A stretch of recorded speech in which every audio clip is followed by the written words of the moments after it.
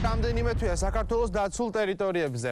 რეინჯერების გარდა უსაფრთხოებაზე ფარული კამერები ზრუნავენ. სწორედ ამიტომ არაა გამორიცხული ნებისმიერი ადამიანი ფოტოხაფანგში გაებას. მით უმეტეს იმ შემთხვევაში, თუ კამერის ობიექტივმა საანადირო თოფით დაგაფიქსირა, ეს ლოგიკურად ნიშნავს, რომ ბრაკონიერობ. ასეთ შემთხვევაში ყველა მონადირე ჯარიმდება. ბრაკონიერობის ეს ფაქტები ფოტოხაფანგის ობიექტივში ბოლო 1 თვის განმავლობაში მოხდა. ბორჯომ-ხარაგაულის ეროვნულ პარკში უკანონო ნადირობის 35 შემთხვევა გამოვლინდა. აქედან უმეტესობას საჯარიმო სანქციები შეეხო. ბრაკონიერებისთვის ამ ადამიანებმა 1000 ლარზე მეტი ჯარიმა გადაიხადეს. სადაო ფაქტებზე კი ამ დრომდე სასამართლო მსჯელობს.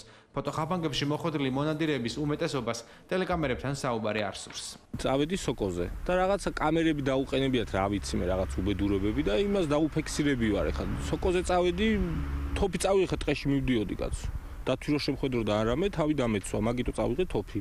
თორე ვიყავი სოკოზე წასვლა. ამ კონკრეტულ ფაქტზე დავა სასამართლოში გრძელდება. ეროვნულ პარკში ფარული კამერებით გარდა ცხოველების გადაადგილების ზუსტი ტრაექტორიისა, უკანონო ნადირობაც მკაცრად კონტროლდება. დაფიქსირებული პიროვნებების მიმართ შედგენილი იქნა შესაბამისი ადმინისტრაციული ოქმები და გადაგზავნილი იქნა შესაბამის სასამართლოებში შემდგომი რეაგირებისათვის. ყოველს დაათამდენ უკანონო ნადირობის შემთხვევა, რომელიც ნაწილიც დააფიქსირა ფოტოხაფაგებმა. ბრაკონიერობასა და უკანონო ხე-ტყის ჭრაზე ჯარიმა 600 ლარიდან იწყება. შესაძლოა სასამართლომ კანონის დამრღვევს 10000 ლარის ოდენობის საურავით დააკისროს. საკმაოდ ეფექტურად მუშაობს ფოტოხაფანგები, რომელიც არა მარტო მონიტორინგს ახორციელებს ცხოველთა სამყაროზე, მაგრამ ასევე წარმატებით აფიქსირებს უკანონო ფაქტებს ეროვნულ პარკში, კერძოდ ეს არის ნადირობის შემთხვევები. 10000 ლარიდან 8000 ლარი არის უკანონო ნადირობაზე კონკრეტულად და 2000 ლარი არის უკანონოდ ხე-ტყის ჭრასთან დაკავშირებით. ადმინისტრაციული კოდექსით არის იქ სხვადასხვა შემთხვევაა რა, ნანადირები თუ გააგია, იქ სისხლის სამართლამდე მიდის ბოლო საქმე.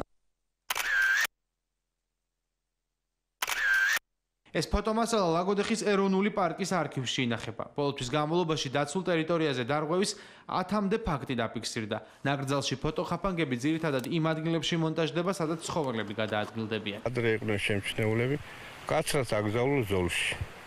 მაგათ საქმე გადაცემულია სასამართლოს და სასამართლო გამოძიება დაადგინოს, რაზე იყვნენ ისეთი იქ.